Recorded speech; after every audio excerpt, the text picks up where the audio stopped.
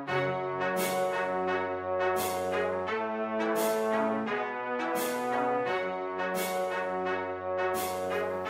gang, thanks for tuning in one more time for another Thoughts of a Lost Child with Jay Giles. That's me, your host, Jonathan Giles.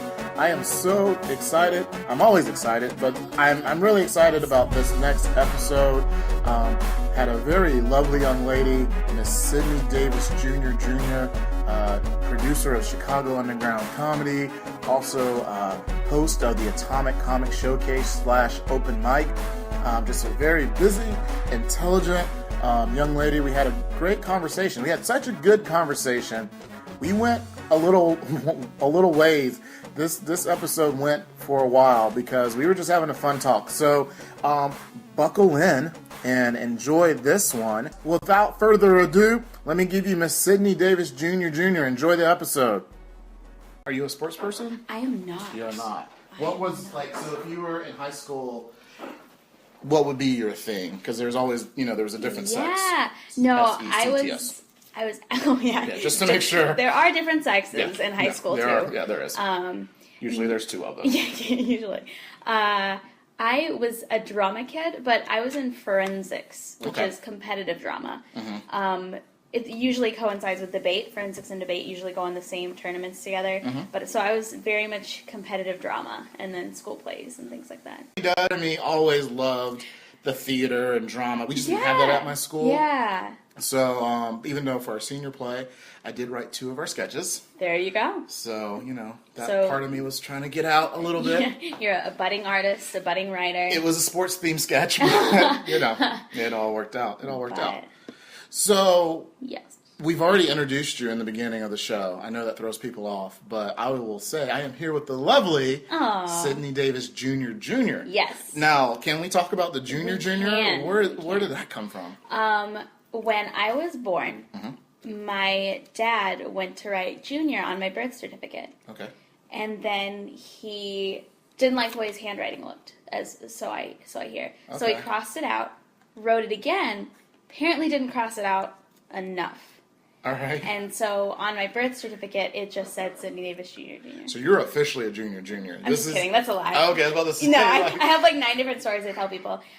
What's one of the other ones? The other one is that Sammy Davis Jr. is my grandfather, but nobody believes me because he's Jewish and he's black. Yeah. That's one of them. There are black Jews out there. There are. Yeah, don't know that. I just don't look like the spawn of one. No, well, you know what I mean? Sure, maybe. You could be like a godfather, maybe, though.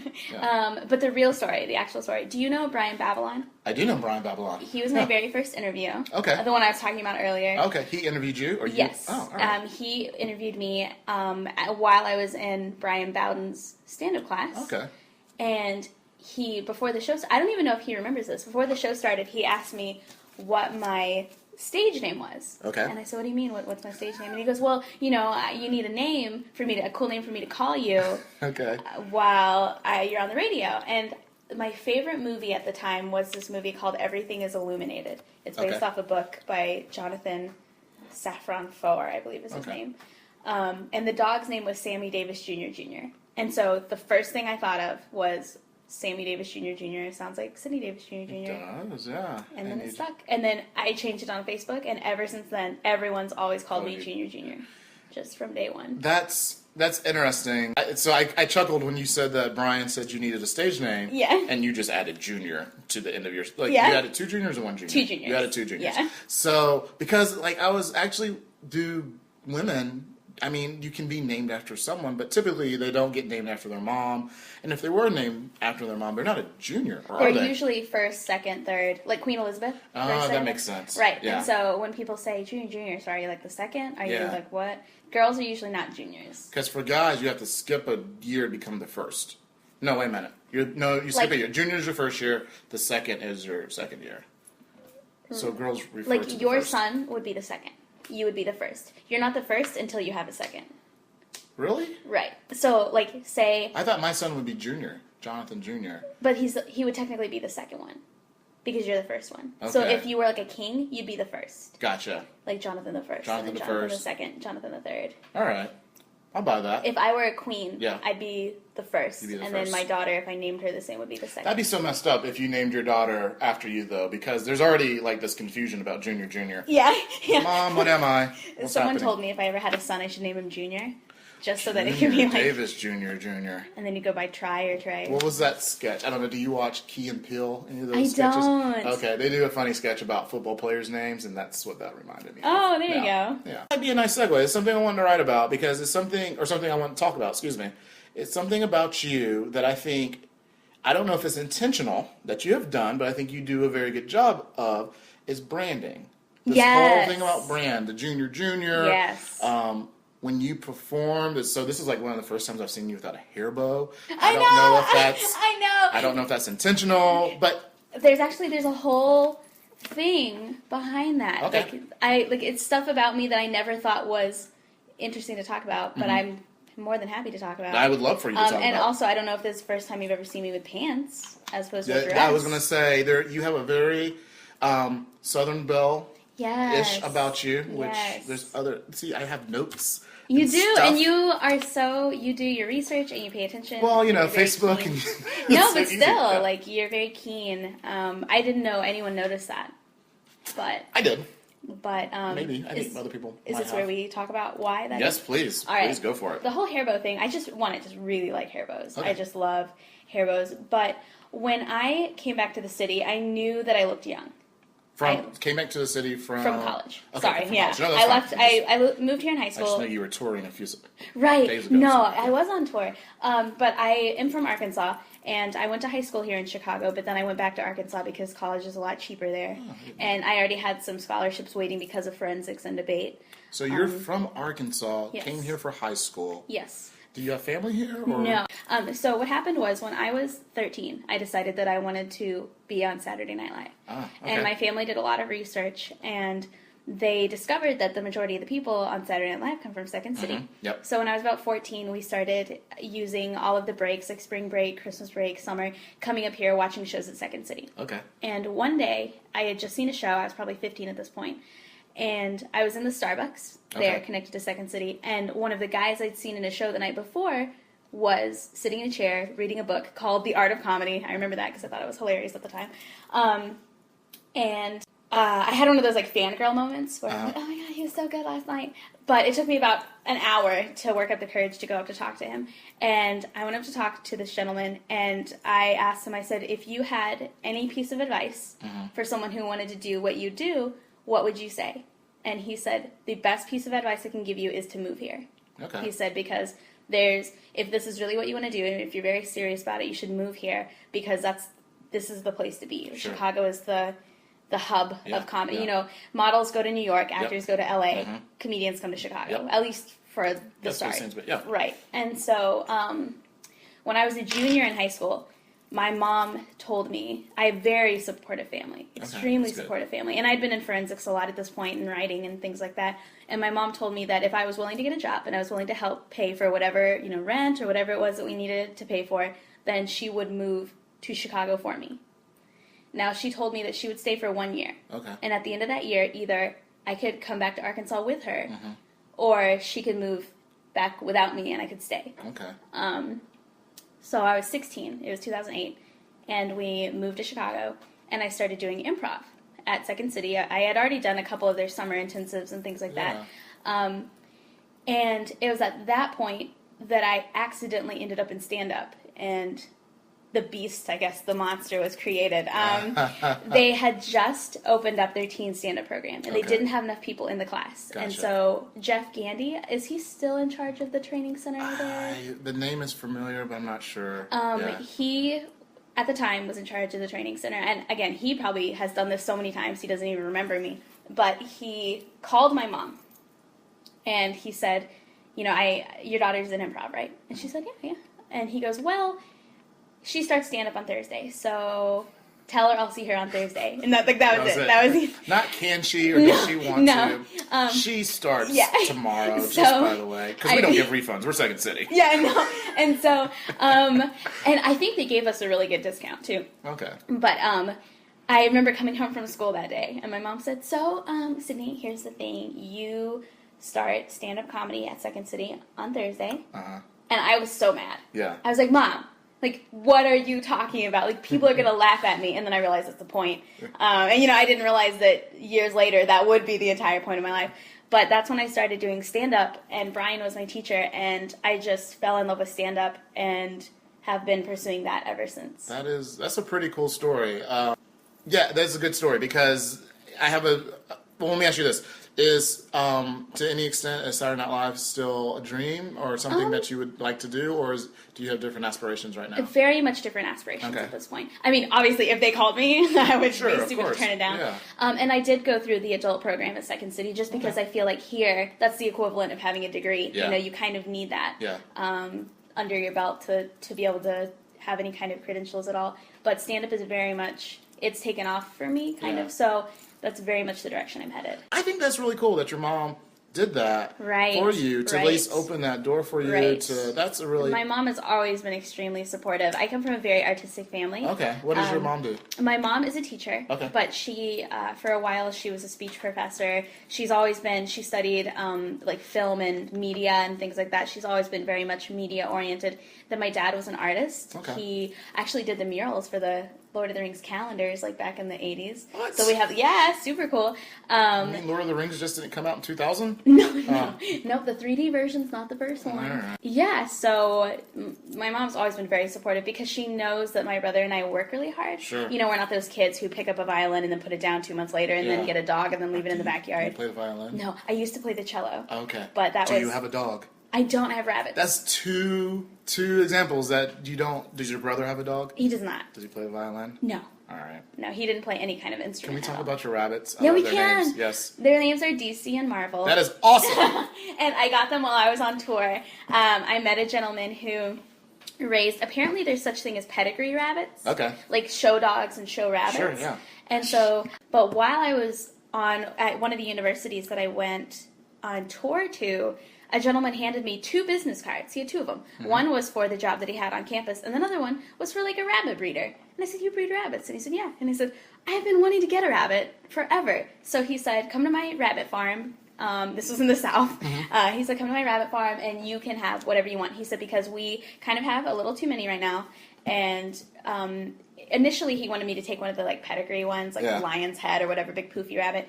When I got there, I noticed the rabbits on the like food rabbits, like the ones that people buy to like take home and cook in a pot. Yeah. And these 2 little white ones came up to me, and they were sweet, and they were nice, and they were both female. And They're I said, like, "Save me!" Yeah, save I was like, me. I have to have these ones because none of the pedigree ones were going to be food. So if I didn't take them, I wasn't going to feel bad. Yeah. But these 2, they told me they're going to get to be 12 pounds. Are these free range rabbits? Free range? Are they organic? Yeah, and like that's what he said. He said one of right. their sell points was that they feed them like all organic, and I'm like, right, but that's okay. right. I just want to pet it. But I've got them cage trained now, so they run around my apartment. But they like take care of business and they sleep in a cage. So they're like rabbits. They're not really in prison, but they get time in the yard to exercise and do all that They stuff. get time in my apartment. They get to time exercise. in their apartment to exercise. Yeah. So. But I'm sure it's a much nicer environment. But I just took them with me, and they rode on the Amtrak all the way back to Chicago That with is me. hilarious. And Amtrak, they didn't have a problem that I brought animals. They were just like, "We've never seen anyone travel with rabbits." And I said, neither have I. So we have a weird connection, too. You talked about the class that you took at Second City, Brian Bowden. Yes. I also know him, the B-Dubs. B-Dub? I don't refer to him as B-Dubs. Does anyone name him B-Dubs? No, I just babysat his kid an hour ago, so I probably can't call him B-Dubs. B-Dubs, B squared. He'd be like, "What is your... BB. Great guy. Fantastic person." He, what's the relationship between... So I'll talk about a few of your credits, and then we'll go back. So you host the...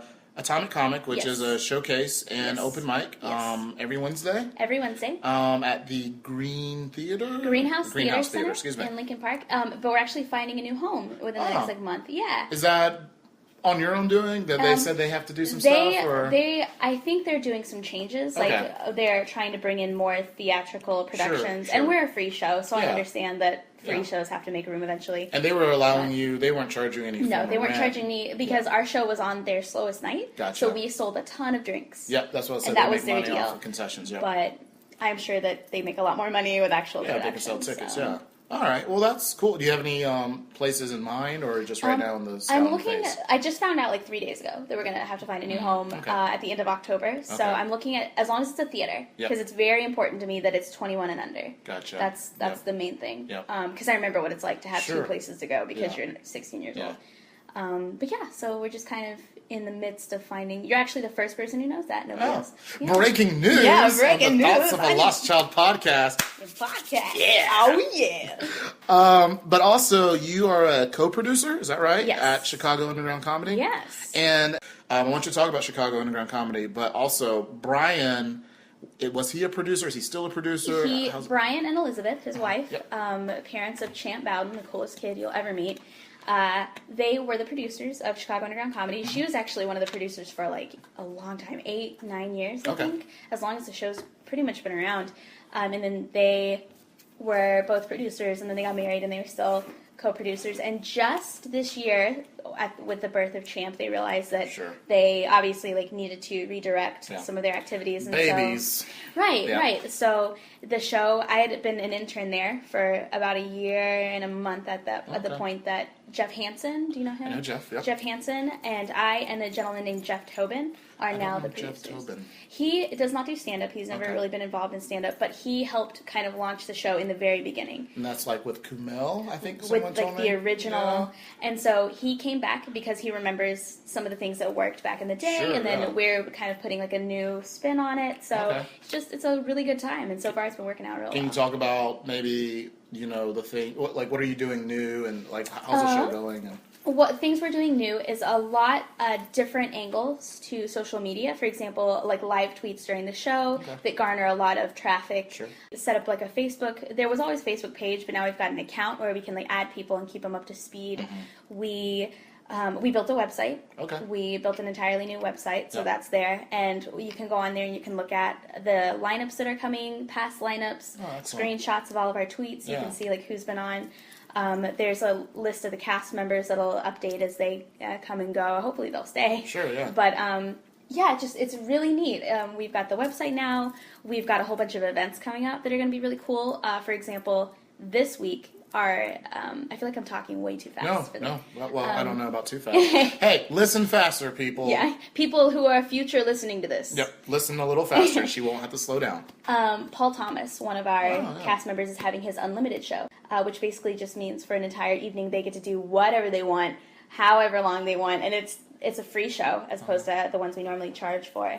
And so there's a lot of like videos, a lot of movies, a lot of graphics, a lot of just ridiculous. We had one for Chad Briggs earlier, and it went over really well. Yeah, so just fun stuff like that. But we're just trying to put new spins on things and see what happens. Because I know there's, I'll say controversy. I don't know who's controversial or who cares to make it controversial, but Chuck, or Chicago Underground Comedy, is possibly the longest running showcase. Yes, arguably, very, very powerfully, arguably the longest running. Who argues that? Who argues that they may be the longest? So far, nobody. Okay. But we don't want to just come in ripping and roaring and claiming, even though, Can I claim it? You can claim it. In the name of Jesus, we'll just claim it. Longest running 9 years. 9 years. That's impressive. That's a long time. That's really impressive, considering the number of showcases, the things that happen, even with yours, like gotta find a new spot. Right. There was one not too far from here that was really nice for me because it was in walking distance. But that bar decided to do a renovation. Right. And they just haven't even called them back, like to say, okay, this is the next step. So it's almost like the bar's like, well, they didn't really want you guys here anyways. Yeah. But no, I know what you mean. Yeah. So congratulations. Yeah. Thank you. Yeah, that's really, really cool. Because I've been there all 9 years. Well, but to something that's been going that long, right? And for the person to sort of hand the baton over to you and the two Jeffs, right? That says a lot about you. I honestly, earlier you brought up where do you see yourself in the next 5 years? I thought by now I might have gotten a 5-minute set there. Sure. I had no idea that eventually it would be like us behind the wheel. Yeah. I had no like that's not why I joined with the intention of any. Sure, yeah. I thought if I were lucky 5 years from now, I might be a cast member. Yeah. Why did you join? If you don't mind me asking. Because I love Brian and Okay. I love Elizabeth, his wife. And when I came back to Chicago from college, they were some of the connections I had from when I was in high school, and I just needed to get my foot in the door. And so I asked if there was anything at all I could do for them, and they'd never had an intern before. Okay. So they said, "Hey, how about you have an internship?" And at the same time, I found out a month before I graduated college that I was one, what's the word I'm looking for? Credit, but the not the fun classes, but the elective. I was one elective hour short, and they weren't going to let me walk. And Elizabeth said, "Well, why don't we name this an internship, since you're going to be here for spring break, and see if they'll let you do the paperwork." Since I was a speech minor, and it worked out. Perfect. I went to the dean, and he said, "That's great. Use it." Awesome. And that's so really cool. They worked with you. Right. So there's a lot of new comedians or people who are considering going to comedy who listen to this show. Right. So as an intern, like what is that? And what are some of the things and what were some of your duties as an intern? Since it was pretty new, it was kind of they were figuring it out along with me. Yeah. A lot of networking. Okay. If you're going to be an intern, introduce yourself. For the first 2 or 3 weeks, I was afraid to even talk to the cast members because at the show, just networking with the networking with the people, networking with the audience. Because I started Atomic Comic after I started working there, and there's no way that I would have been able to book the people that I booked if I hadn't met them through Chicago Underground Comedy. So that I feel like my life is very much like a sitcom where the characters come back season after season. Sure. So like sense. Brian and Elizabeth were in season 1, and then they came back in season 3. So it was a lot of just doing whatever I could possibly do to help out. Okay. I just asked a lot of questions, be there at the ready, show up, even if you know that there's not really going to be much for you to do. Just keep going. Just ask a lot of questions, be present, be a familiar face, introduce yourself. That's what helped me. And then for your own show, because how long did you run that by yourself? Atomic Comic? Yeah. It's been... Well, it's still yours by yourself, but you just introduced cast and ensemble just recently. So how long did you go with before you had a cast? It started in January, and I introduced the cast in June. Okay, so about 6 months. Something like that. Okay, for whatever reason, I thought Atomic Comic's been running a little bit longer. I thought you were almost coming up on your year. That's what everyone says. Yeah. Everyone's like, "Oh, I thought it'd been around a lot longer." Time flies when you're having fun. I think it's just because we just dove in and just made ourselves. You can't wait for your show to become established. You have to make it established yourself. Right. Like you come in and you're like, "Hey guys, we're established," and people are like, "All right." I would say you're probably. I mean, so of the mics that are on Wednesday, the 3 that come to mind are Laugh Factory, which is more of a showcase open mic, showcase in the sense that. People, not everyone, I'll say this for Laugh Factory and Jokes and Notes.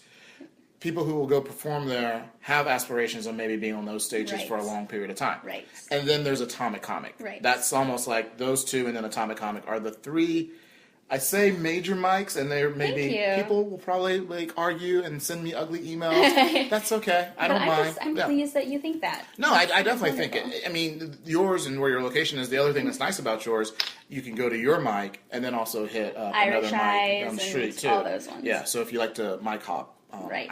I don't like mic hopping anymore. I don't know how people do it. I used to love it, but not anymore. I am the youngest old lady you'll ever meet. Yeah. So with me, it's like one and done. Yeah, I was there Wednesday, and that's where we chatted about some other stuff. Maybe we can talk about that. Yeah. Talking about work, know that you do comedy. Yes. Are they like we're all for it? They are. Okay. They are. They are the reason that I was able to take almost 3 weeks off to go on tour and things like that. Oh man, sometimes it'll be like a relative. I'll go home and I'll talk about it, and they'll be like, "You need to talk about me in your stand-up." Is this family members? Family members. I've had like ex-boyfriends do that. Like, "Oh, so are you going to talk about me in your stand-up?" And it's like, only when we break up. Although I do talk about my family a lot. Yeah, I was going to say. You talk, I think that's going back to brand. I think that's one thing I know about of the times I've seen you. Family is always a part of it. Yes. Being from the South is always a part of it. And I think that's really smart because, once again, with, the look, the hair bow, and always wearing a dress on stage, like, there's just certain things that you're going to get when they see you on stage. Right. What about your family? Do they? I mean, you said your family's been so supportive of this. Are they getting to the point where they're trying to push you to other things too? My immediate family is very supportive. Okay. My distant family, like my cousins, they're also very supportive. Yeah, it's just I tell a lot of jokes about my extended family, but they're all like I've never once had to make anything up. That's why I use so much of my family because never once have I had to make up anything. Sure. The closest to making up anything I've come to is combining two relatives into one. Okay. Like I'll tell two stories about the same relative, and it'll be two at the same event. Yeah. But no, my parents very supportive. My cousins and stuff very supportive. I think the rest of my family have just kind of decided that this is where I'm going, you know, because the rest of my family, they have very serious jobs. Like they're accountants, they're teachers, they're, studying something very serious. Yeah. And my brother and I are not serious at all. But my dad was not serious at all. Yeah. So I think they kind of see that as like this is what it is. Yeah. I think they figured out once I moved here in high school, they were like, okay, so shit just got real or whatever. Yeah. But, do you get when you go back home, do you get how's the dating life going and all that stuff? Normally when I go back home, it just happens, I don't go home very often. I usually go home during Christmas and that's about it. Okay. Usually I'm with someone at the time, but last time I saw one of my aunts, and it's always usually a different person, which sounds like a lot, but I mean, one person every year, So you were dating someone, you were home for around Christmas. Did you take the person with you? Or no, they've never come with me. Okay.